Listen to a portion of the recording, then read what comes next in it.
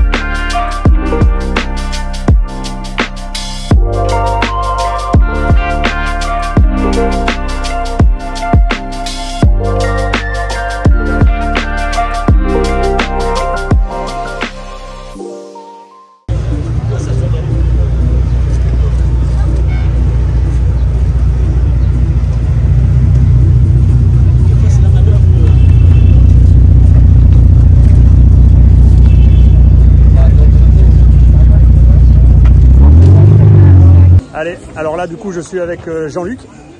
Jean-Luc qui va nous présenter sa... Comment on peut qualifier ça? Petite voiture? Ouais, petite voiture. Alors allez, petite voiture. Un Pontiac Bonneville de 63. Donc, voilà. Pontiac Bonneville de 63. Donc ouais. la longueur de l'engin? 5,76 m, 2,02 m de large, 320 chevaux à peu près. 320 chevaux. Donc, 6 litres 4 de cylindrée. Ah oui, 6 litres 4. Ouais. Belle motorisation. Nos amis motards sont là bien sûr à l'entrée des spectacles du show. Ah, la grande sœur de Géo, ouais, d'accord. Quelle année tu m'as dit celle-là? 63. 63. Donc là, tu as à Marciargues, c'est ça se trouve aux routes des Basses, à Marciargues.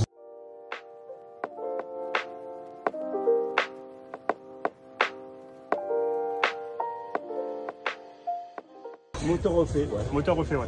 Donc quand tu dis refait, c'est la totalité du moteur ou tu as refait des parties spécifiques à l'intérieur? Non, toute la segmentation, enfin tout changer le piston, enfin tout le basique, après le pompe à eau. Ouais, d'accord. Enfin pas la pompe à eau, pardon, pompe à huile, tout l'intérieur. D'accord, ouais. Donc tu as quand même ouais, une petite remise à neuf qui est un peu négligeable, quoi. Là, on a retrouvé un peu les chevaux de l'époque. Les chevaux de l'époque, ouais. Tu peux, c'est un bon bateau. Enfin, bon bateau, 18 litres au 100, il vient de dire. Donc, alors, non, enfin, entre 15 et 18. Entre 15 et 18. Voilà.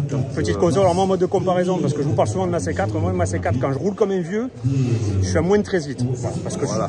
Pour dire. Donc avec un V8, pareil, avec un gros, voilà, avec des moteurs comme ça, un peu sympa. Moi j'ai 240 chevaux sur la mienne, c'est un 5,7 litres. Ouais, tu mets que c'est combien, t'as le tien? 6 litres 4. 6 litres 4. Ouais, donc en cylindrée, on n'est pas sur le le même sujet, quoi. Voilà. Après, tu n'as pas le même poids non plus. On n'a pas le même poids. Tu as 1400 kilos, enfin, ça. moi j'en ai 18 2 tonnes. Ouais, 2 tonnes. Mais elle dépote. Et pour 5,76 m, hein, tu m'as dit en plus. Ouais. 5,76 m. Donc l'espace de manœuvre, autant vous dire que c'est facile. Hein, donc le garage est prévu pour, évidemment. Un petit peu, ouais. On peut en mettre 4. Du coup, ah oui. Mais c'est tout petit, 4. 4, c'est tout petit, ouais, parce que, alors, le truc, ce que j'ai pas dit, c'est que, donc, Jean-Luc, on s'est croisé par hasard. Ce qui m'a attiré l'attention, vous voyez son petit t-shirt là, Corvette. Donc, vous voyez là, Corvette. Donc, du coup, forcément, entre corvettistes, ça a été facile de. Sauf qu'on n'a pas que des Corvettes. Sauf qu'il n'y a pas que des Corvettes. C'est ce que j'ai découvert après, d'où l'intérêt pour cette voiture, parce que c'est un peu exceptionnel de voir des engins comme ça. Parce que, alors, j'ai croisé une Impala à l'entrée là-bas, je vous ferai quelques images. Ça, voilà, c'est la première fois que j'en vois une en fait. Moi, de toute façon, tu n'en verras pas beaucoup. Il n'y en a que 3 en France. Il y a eu 25 000 exemplaires. 25 000 exemplaires en configuration Bonneville Cabriolet. Ouais. Après, il y a différentes options. Tu as des moteurs plus gros aussi, qui montent jusqu'à 400 chevaux. Ouais.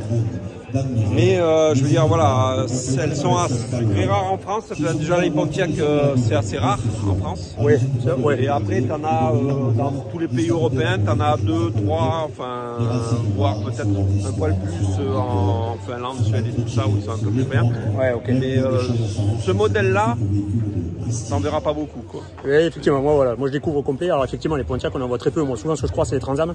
Oui, donc ça, les Transam, on en a. Ça, Transam, Fiber, tout ce qui est, enfin, je veux dire, années 70, ça tu. Ouais, on en croise une chez plus, quoi. Voilà, ça on croise. Après, même tout ce qui est première génération, qui est l'équivalent au Camaro 68, ça, c'est pareil, t'en verras très peu. Ouais, exact. Mais là, tu as quand même un beau modèle, enfin, je veux dire, sans être très chauvin et très bas. Non, t'es pas chauvin du tout, non, mais on est d'accord. En fait, voilà, c'est ce que je vous disais tout à l'heure, c'est qu'en fait, ici, on est sur un rassemblement, donc véhicule ancien et de prestige. Et ça, je trouve que ça réunit bien ces bons compromis entre les deux, en fait, parce que c'est sur de l'ancienne. Voilà, concrètement, la coupe et tout, c'est tout. Voilà, les gros phares carrés comme ça, vous voyez, c'est des trucs de malade. Enfin, les phares ronds avec la grosse 40 carrés, pardon, c'est si je dis l'inverse. On a vraiment la plaque américaine, on a les chromes et tout. On est sur de l'ancienne pure. Mais par contre, putain, prestige, moi, je suis assez fan de ce genre de véhicule. C'est voilà, tout en longueur, c'est super beau, c'est efficace. Ça, effectivement, ça me rappelle un peu l'Impala qui est là-bas, c'est un peu la même coupe, un peu la même longueur. Alors c'est ce qu'on disait, l'Impala, t'as la roue derrière. Là, c'est un peu plus haut. Pour toutes les pièces auto, ouais. un magasin, Le bas de gamme de la marque. bien sûr, des pièces et Pontiac était le côté un peu plus, mais un peu plus pour porter sur la sportivité de la voiture. Ah ouais, okay. C'est pour ça qu'ils ont fait la GTO, c'est eux qui ont lancé tout le mouvement muscle car. Ah ouais, ok. Effectivement, ouais. Et puis la coupe, c'est vraiment, il y a un côté qui est luxe et agressif à la fois. C'est les premières, la coupe Coca-Cola, tu vois, enfin, t'as le design, t'as leur remonté un peu. Pareil, c'est eux qui ont lancé ce concept un petit peu avec les phares jumelés. On a repris après. Oui, qu'après on voit beaucoup d'ailleurs sur les Chevrolet, choses comme ça. Pas tout à fait. Certains ont repris un peu. Les années suivantes, les formes sont encore beaucoup plus. Mais c'est la première double ponton, parce que les pontons, tu vois, c'est les deux côtés par rapport au phare, enfin ce design un petit peu Coca-Cola par rapport à cette forme. Et après par rapport au phare jumelé, par hauteur. Ok. Ouais, je vais vous faire quelques vidéos après derrière l'intérieur, le tableau de bord, les sièges en cuir, les trucs. Moi, ce que j'adore, c'est le passager à l'arrière. Voilà, un tigre pour montrer l'agressivité de l'engin. Voilà, c'était les publicités qui faisaient ça à l'époque, c'était par rapport à justement la sportivité. C'était plus sur les gros moteurs, un peu plus sur la GTO. Oui, sur après en 65, enfin 64-65, c'était le locomotive quoi. Ouais. Mais c'est le même moteur après, voilà. Ça, tu vas me dire, c'est une ampoule. Non, c'est pas juste une ampoule. Devant la voiture. Alors là, il a carrément une baladeuse. C'est magnifique. Ouais.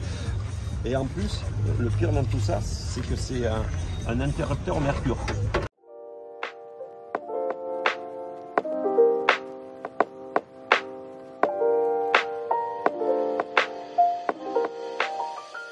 Bon, Jean-Luc, écoute, merci pour cette petite présentation en tout cas. Beau véhicule, j'espère qu'on aura l'occasion de se recroiser. Et puis, en tout cas, sympa. Puis peut-être que la prochaine fois, tu auras la C5. On aura l'occasion de parler de Corvette Et, oui, pas de parler de un Pontiac. petit peu bizarre. Elle est un peu bizarre, ouais. Alors il me l'a bien vendu parce qu'il m'a dit qu'elle était bizarre, il m'a dit qu'il y avait plein de trucs dessus. Donc j'espère que je te croiserai avec la C5. Oui, on va faire une nouvelle vidéo. Et puis, tu la reconnaîtras, c'est la seule qui est toujours des voitures un peu atypiques. Un peu atypique. Ouais, déjà la bel exemple. Bon, en tout cas, encore merci à toi. De rien. Et au plaisir de se recroiser sur notre raison. Pas de soucis.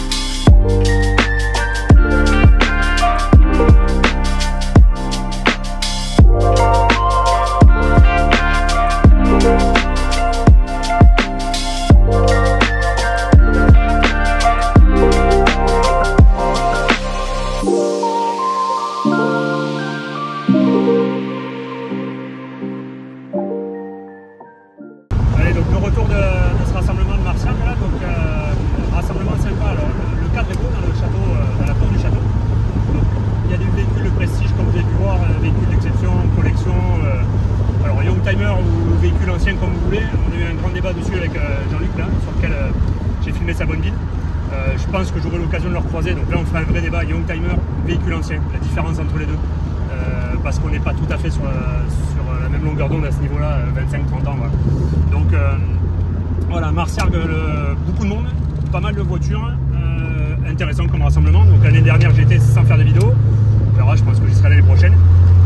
Comme d'habitude, hein, pensez à vous abonner, à mettre le petit pouce qui va bien pour liker la vidéo, histoire juste de récompenser et savoir si vous avez aimé la vidéo ou pas. Et puis à bientôt pour le prochain rassemblement.